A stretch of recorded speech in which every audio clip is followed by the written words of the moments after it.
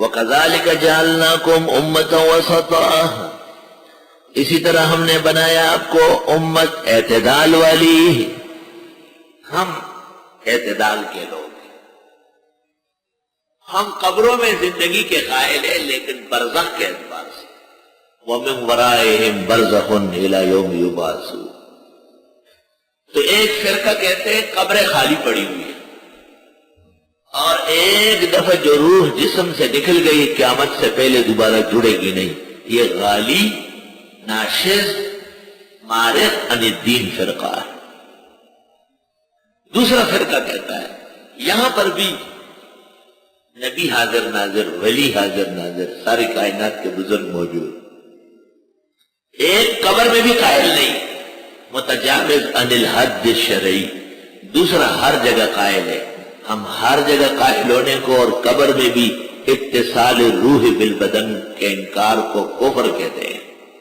اور عند القبر سماعت، اور عند القبر اور فی القبر حیات انبیاء اور اولیاء کی سرام قبر مانتے ہیں.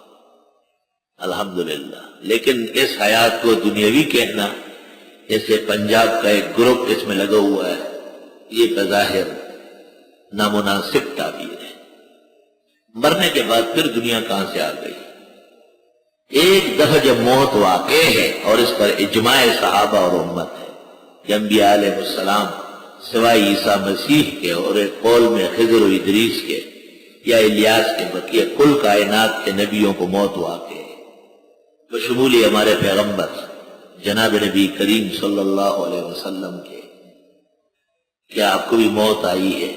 اور بخاری نے باب قائم کیا، باب وفات النبی صلی اللہ علیہ وسلم.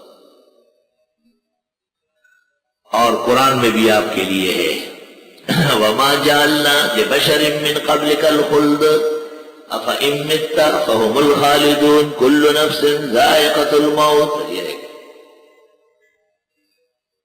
قرآن کریم میں ہے وَمَا مُحَمَّدٌ إِلَّا رَسُولٌ قَدْ خَلَتْ مِن قَبْلِهِ الرُّسُلُ أَفَإِن مَّاتَ أَوْ قُتِلَ انقلبتم علی اعقابکم. نبی قتل بھی ہو سکتے ہیں اور نبی فوت بھی ہوتے ہیں. اس لیے ہمارے بعض بزرگان اہل حق کی تعبیر حیات قبری برزخی کو دنیاوی حیات کہنا کم از کم دقت کا باعث. شہید تمنا کرے گا کاش کہ وہ دنیا آئے، تو جب وہ حیات دنیاوی ہے پھر کائے کے لیے دنیا میں آ رہا ہے. اور دنیا کی حیات کوئی افضل ہے. وَلَلْآخِرَةُ خَيْرٌ لَكَ مِنَ الْأُولَىٰ. اخروی نعمت ہے دنیاوی نعمتوں سے بڑھ کر. وہاں کی حیات اس حیات سے اعلیٰ ہے. تو ایک مماتیان ہے، دوسرے حیاتیان ہے، ہاتھیوں پر سوار. ہم درمیان میں اوساتیان ہیں.